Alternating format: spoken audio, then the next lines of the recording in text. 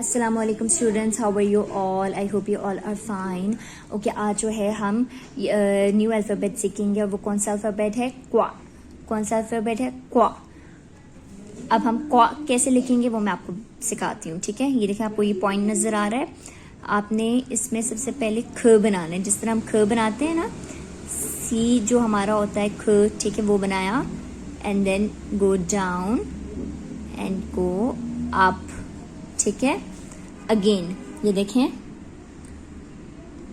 ख बनाया, ठीक है, नीचे की तरफ गए एंड देन गो अप, ये क्या बन जाएगा? क्वा। क्वा, ठीक है। अगेन ख डाउन अप, क्या बन जाएगा? क्वा। ये कौन सा अल्फाबेट है? क्वा। क्वा क्वा क्वेल, ये क्या है? क्वा। आज आपने कौन सा अल्फाबेट सीखा है? क्वा। आपने इसको अपनी कॉपी में अच्छे से राइट करना है, ठीक है।